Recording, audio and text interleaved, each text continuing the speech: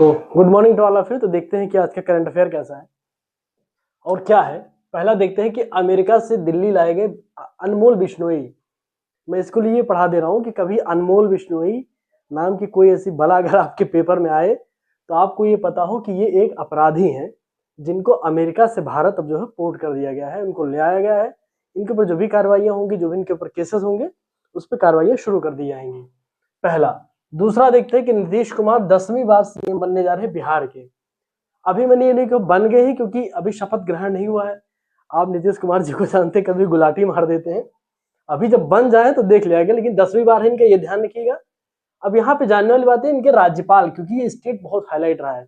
उसका कारण क्या रहा है कि जो इतना भारी बहुमत आया है कि मिस्टर अमित शाह को भी नहीं आइडिया था कि वो भी करते इस बार 160 पार और आ गया 200 पार। तो इसलिए थोड़ा हाईलाइटेड मामला। यहाँ के राज्यपाल को ध्यान रखिएगा, इनका नाम है आरिफ मोहम्मद खान। क्या नाम है इनका? आरिफ मोहम्मद खान सर यहाँ के राज्यपाल हैं बिहार के। कभी कभी छोटे छोटे एग्जामिनेशन में ऐसे क्वेश्चन, अभी जैसे मान लीजिए कि आ रहा है ये उत्तर प्रदेश का जो होमगार्ड वाला आ रहा है ना, हाँ होमगार्ड वाला, तो पता लगेगा अगर ऐसे में वो छोटा सा क्वेश्चन डालेगा कौन आरिफ मोहम्मद खान, अरविंद अनमोल बिश्नोई कौन है। मैं टारगेट नहीं कर रहा हूँ, लेकिन अगर आप लोग देख रहे हैं तो किसी को भी भेज सकते हैं ना। तीसरा देखते हैं कि मनरेगा से रिलेटेड एक डेटा आया है। डेटा को जारी कौन कर रहा है? लिवटेक इंडिया। रिपोर्ट का क्या नाम है? रिपोर्ट का नाम है भारत में मनरेगा कार्यान्वयन, अंतर्दृष्टि और रुझान। इंग्लिश में भी देख लिखते हैं। इनका नाम है लिवटेक इंडिया मनरेगा implementation in India insight and trends, इसका नाम है। इन्होंने क्या डेटा दिया है? इन्होंने बताया है कि 2025 में अप्रैल से लेकर के सितंबर के बीच में 132.5 करोड़ मानव दिवस सृजित किए गए। मानव दिवस का मतलब यहां से है, मैन डेज से मतलब है कि कार्य करने की अवधि, मतलब कि इतने करोड़ रुपए, इतने 1325 करोड़ मानव दिवस सृजित किए गए। फिर इन्होंने कहा कि अब ये इंपॉर्टेंट क्यों है, कहा इन्होंने कि पिछले वर्ष के कंपैरिजन में दिस इज वेरी लेस। क्या था पिछले वर्ष का? 2024-25 में 150.1 करोड़ मानव दिवस सृजित किए गए थे।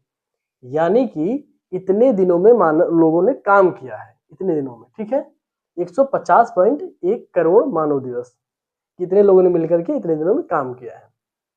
अब फिर कहा है कि 2023-24 के कंपैरिजन में देखें तो बहुत कम हो गया। क्यों? और ये देखने को मिल रहा है कि एक कमी आती जा रही है। क्यों? 178.1 करोड़ मानव दिवस सृजित किए गए थे। कब? 2023 से 24 में। तो यदि आप पीसीएस मेंस लिखेंगे तो आपको ये डेटा देना पड़ेगा कि मनरेगा से रिलेटेड कुछ भी आ गया, रोजगार से रिलेटेड आ गया, कहीं मनरेगा आ रहा तो हमें दिखाना पड़ेगा कि मनरेगा को लेकर के कुछ दिनों में देखा जाए रुझान कम होता जा रहा है, मानव दिवस की संख्या में कमी होती जा रही है। तो इस प्रोस्पेक्ट में आप क्या करेंगे, तो आपको डेटास देने पड़ेंगे, और प्री के लिए तो इंपॉर्टेंट है ही। इससे रिलेटेड जो डेटा और भी है कि 2025-26 में केवल 8 राज्यों में सृजन बढ़े हैं। यानी पूरे भारत में मानव सृजन केवल 8 राज्यों में रोजगार सृजन बढ़े हैं। देखते हैं फिर कह रहा है कि 25-26 में 11 में सबसे अधिक गिरावट देखी गई। ऐसे 11 स्टेट हैं जिनमें रोजगार सृजन गिरावट देखी गई है, 8 राज्यों में इसकी बढ़ोतरी देखी गई है। गिरावट में इंपॉर्टेंट डेटा ये है, स्टारलिंक मतलब है, इसका देख लीजिएगा कि पश्चिम बंगाल में 2024-25 और 2025-26 में रोजगार सृजन 0 रहा है। बहुत ही इंपॉर्टेंट डेटा है कि कौन सा स्टेट है भारत का जिसने मनरेगा में रोजगार सृजन 2024-25 और 2025-26 में 0 रोजगार सृजन दिए हैं, तो वो स्टेट आएगा पश्चिम बंगाल। दूसरा देखते हैं उसके बाद जिसकी सबसे अधिक गिरावट रही है, उत्तराखंड की रही है। 57% की गिरावट रही है रोजगार सृजन में मनरेगा के तहत, ध्यान रखिएगा। फिर देख लेते हैं कि अब देखते हैं कि किसमें उठा है।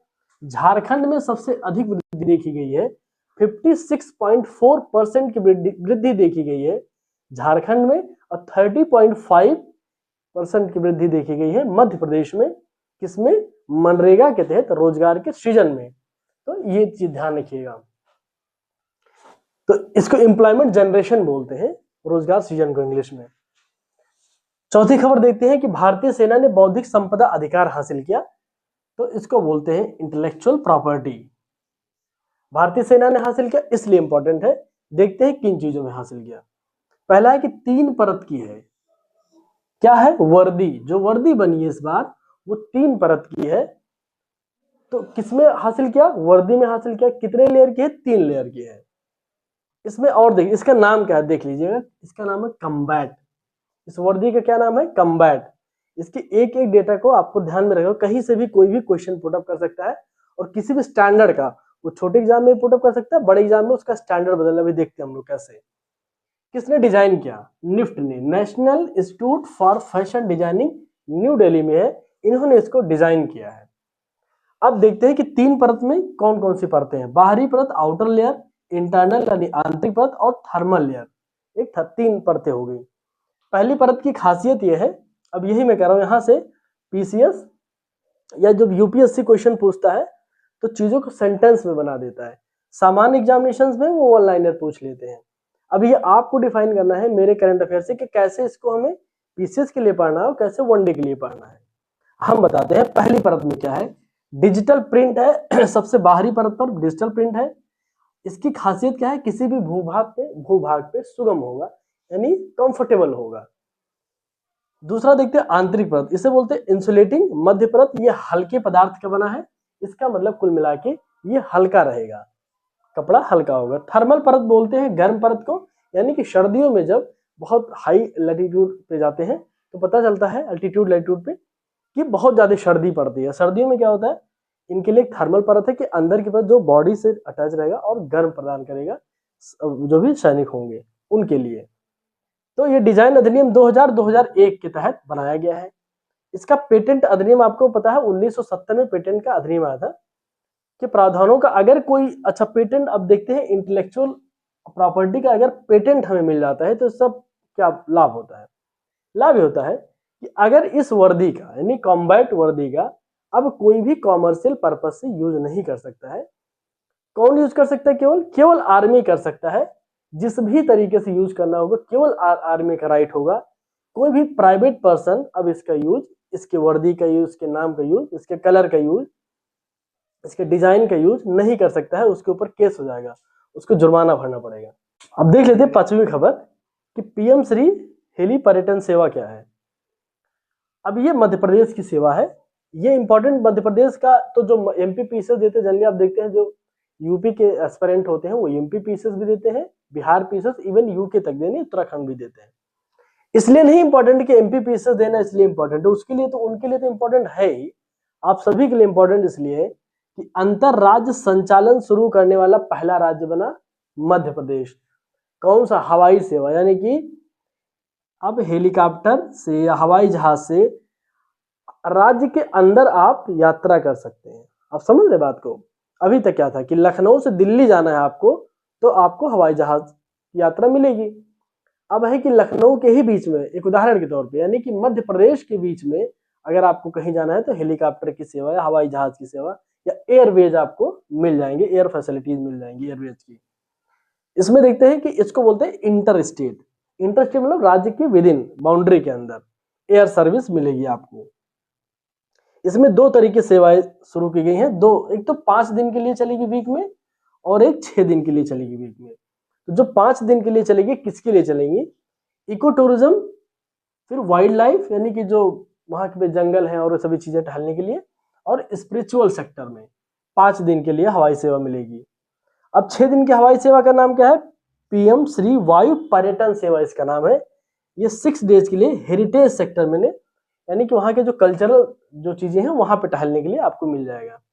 तो इंपॉर्टेंट किस लिए होगा? अगर ये क्वेश्चन में आता है कि भारत का कौन सा ऐसा राज्य है जो इंटर स्टेट एयर सर्विस दे रहा है, अंतर राज्य सेवा संचालन शुरू कर दे रहा है, तो वो है मध्य प्रदेश। ये इंपॉर्टेंट है।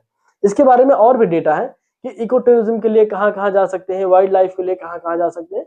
ये अगर आप एमपी स्पेशल की तैयारी करते हैं या एमपी का एग्जाम देते हैं तो आपको ये एडवर्टीजमेंट आज के पेपर में ये आप देख लीजिएगा। तो आप एक नोट्स ऐसे छोटा सा बना लीजिए क्योंकि क्वेश्चन पूछ सकते हैं यहाँ से। छठा देखते हैं, अल फलाह विश्वविद्यालय चर्चा में आ गया। कैसे चर्चा में आ गया? जो अभी इंडिया गेट पर जो भी वो होता ना विस्फोट हुआ था, है ना, तो उसमें क्या है कि जो लोग अब उससे जो कड़ियां जुड़ती हुई मिल रही हैं तो उसमें जो अल फलाह यूनिवर्सिटी के जो संस्थापक थे, इनका नाम है जवाद अहमद सिद्दीकी। इनको आतंकवाद धन शोधन मामले में इनको ईडी ने पकड़ लिया है। हमारे जानने के लिए क्या है, पहली चीज तो इनका नाम ध्यान रखिएगा, यदि कभी पूछ लेता है, वैसे तो नहीं पूछेगी, फिर भी बहुत हाईलाइट होगा तो पूछ लेगा। अगर इनका इन्वॉल्वमेंट होगा तो जरूर पूछ लेगा, क्योंकि यूनिवर्सिटी के संस्थापक की बात है। तो अभी सिद्ध तो नहीं हुआ है कि कौन है, लेकिन नाम आ गया, ध्यान रखिएगा।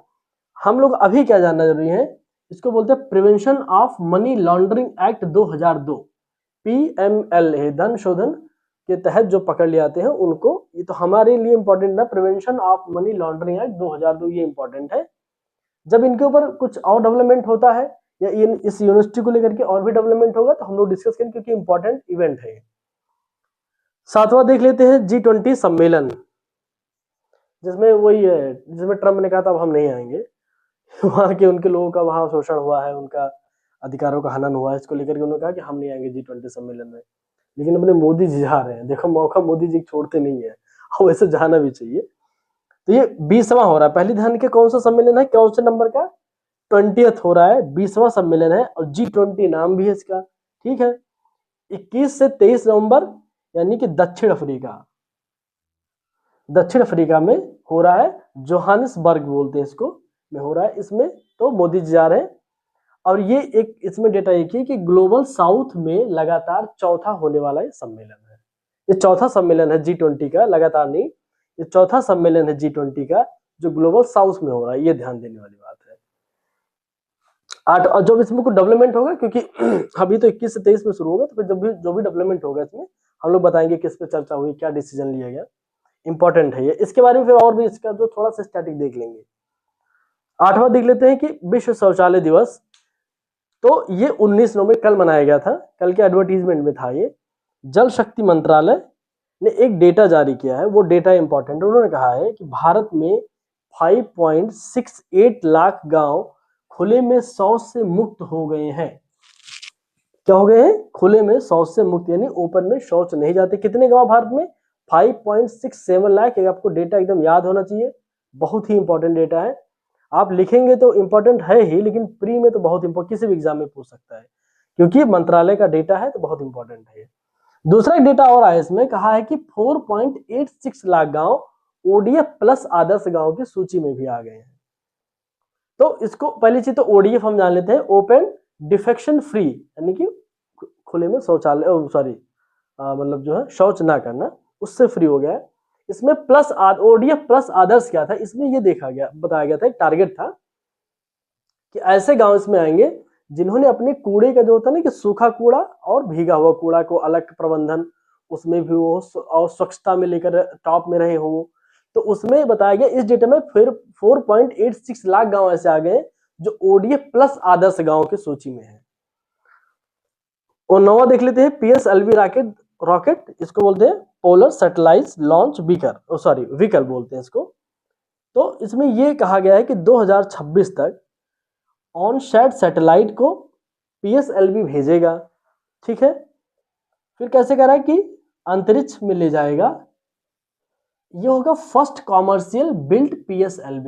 ये क्या है, यानी कि PSLV रॉकेट 2026 तक ओशन सैटेलाइट को अंतरिक्ष में ले जाएगा। क्या होगा, फर्स्ट कॉमर्शियल बिल्ट PSLV। इसको किसने बनाया है, सबसे इंपॉर्टेंट, ये चर्चा में ही क्यों ये इंपॉर्टेंट है, इसको HAL और LNT यानी लार्सन एंड टोब्रो ने बनाया है मिल करके। इन्होंने कहा है कि बस 2026 के बहुत जल्दी तक हम लोग स्पेस में भेज देंगे। किसको भेजेंगे, ओशन सैटेलाइट को। और उन्होंने कहा है कि 2 से 3 सैटेलाइट 2026 में ही भेजे जाएंगे। जैसे एलन मस्क ने भेजा है, वैसे ही अब ये लोग कर रहे हैं कि अपना प्राइवेट यानी कि पोलर सैटेलाइट लॉन्च व्हीकल बनाएंगे, और उसको पता है, इसको अब बेचा भी जाएगा, इसके पार्ट को बेचा भी जा रहा है, और अब आगे कॉमर्शियल भी इसको किया जाएगा। तो सबसे इंपॉर्टेंट है कि ये भारत में बनेगा, यानी AHL और LNT मिलकर के बनाएंगे फुली भारत में, किसी बाहरी का सपोर्ट नहीं रहेगा, ना किसी टेक्नोलॉजी को लिया जाएगा इसमें।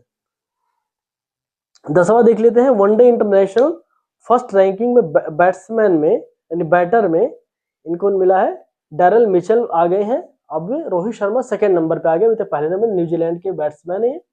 तो ये इंपॉर्टेंट था। तो ये रहा आज का करंट अफेयर। मेरे चैनल को लाइक करिए, सब्सक्राइब करिए, शेयर करिए। बहुत बहुत धन्यवाद।